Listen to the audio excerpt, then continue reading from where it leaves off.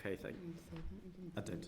I did say that, yes. Did say on your was Sorry. Zoom. Sorry. Probably said it quietly. That's all right.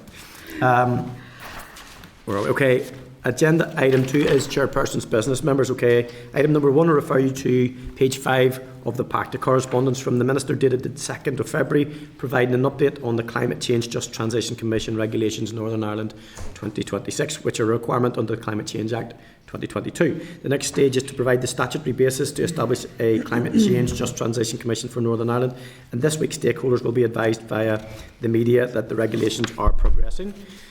Officials are in the process of preparing an SL1 for the Just Transition Commission regulations, which will provide the committee with it, and they will then provide the committee with an oral briefing on the 12th of March. That will be in advance of that the Minister is going to attend on the 5th of March, so the Minister will be in the week before to provide an update on the Department's legislative programme. Any comments on that? Are you content to note? Thank you, members. Item number 2, page 7 of the pack, and that's an NIEA written briefing providing an update on the implementation of the habitat regulations in Northern Ireland. A copy of the report starts at page 12. We received this report last week, but were unable to go into more detail as it was embargoed until last Friday, and we agreed to return to it this week. That reports on the conservation status and trends of Northern Ireland's terrestrial and marine habitats of birds and non-bird species and the main pressures that they face. Have you any comments, members? Are you content to note at present? And then we will return to it in more detail. Thank you. Item number 3, members, page 433 of the pack. And that's correspondence from an individual to a Minister dated the 28th of January that the committee has been copied into, asking for the Minister's intervention regarding the 2026 FSP entitlement. The individual was originally advised by letter on the 30th of June 2025 that they would not qualify for support under the FSP scheme. They have now received a letter dated the 8th of December 25 which states that farm businesses which did not meet the historic year's requirements are only eligible for 1 year, 2026. This seemed to be good news in part and a welcome change. However, they now outline concerns on the impact on the farm businesses following notification that although they had not met the historic year's requirement for only 1 year, they are now required to transfer entitlements by sale or gift by the 26th of May 2026, or else they will expire, leaving them with none for 2027. This potentially feeds into our wider scrutiny of the FSP, and that's why I've brought it up, because we obviously don't deal with individual queries, but where it's a part of a wider piece of scrutiny. So, members, are you content to note, and we will include that as a bit of evidence for our further due diligence on that piece? Yes? Sure. I can understand this farmer's dilemma.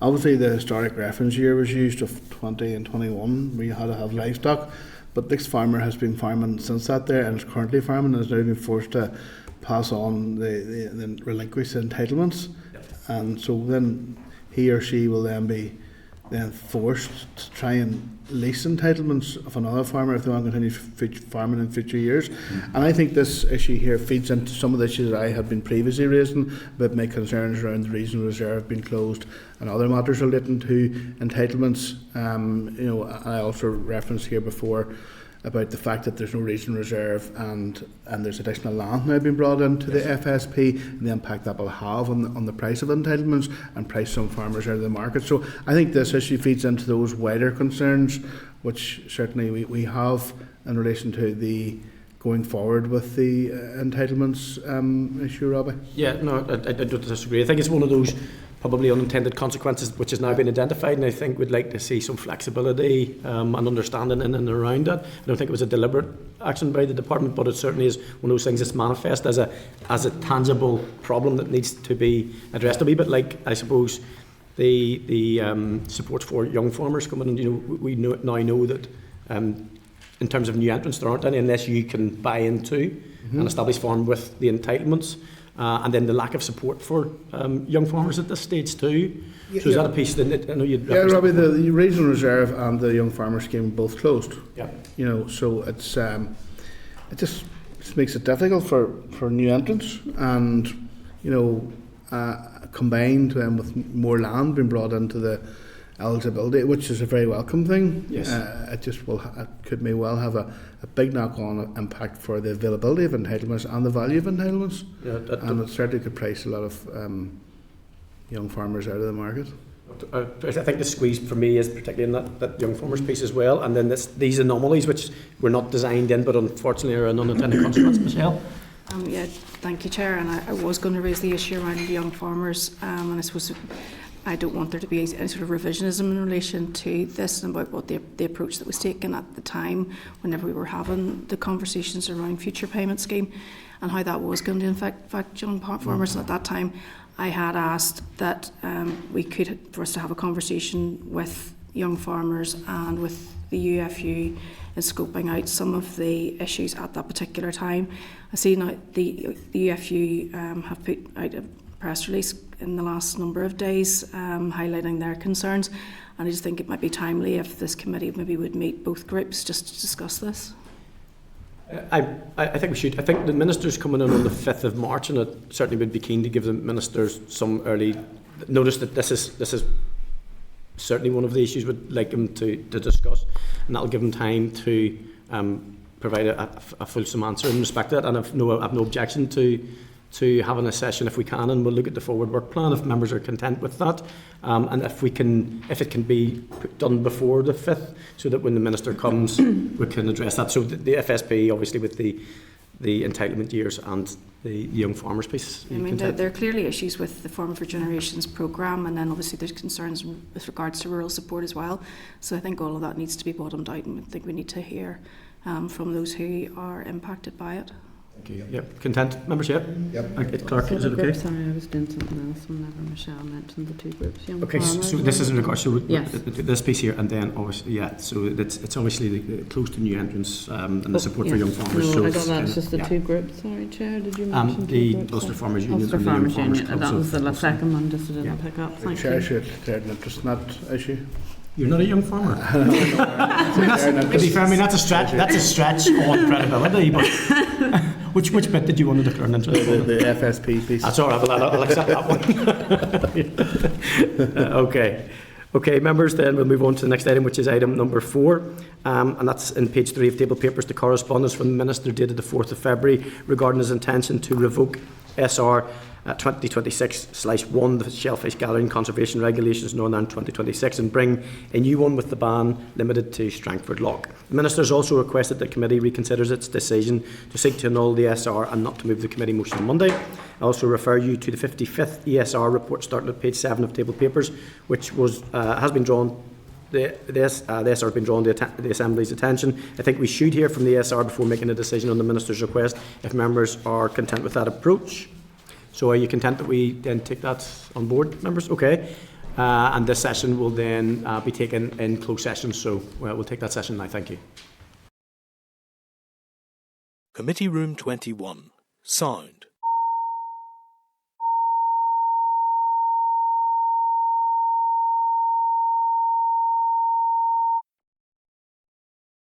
Committee Room 21. Sound.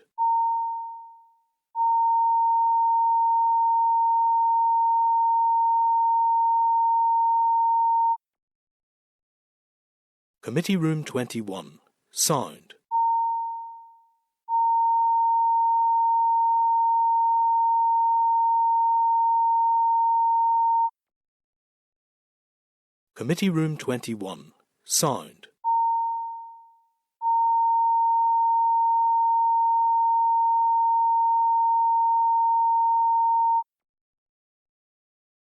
Committee Room 21. Sound.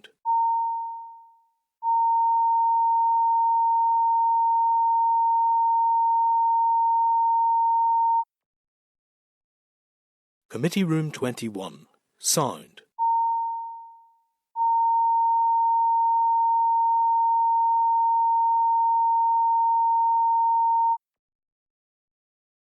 Committee Room 21. Sound. Committee Room 21. Sound.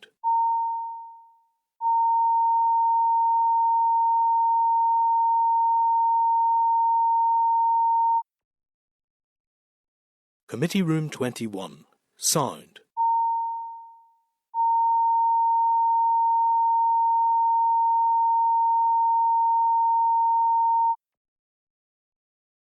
Committee Room 21. Sound.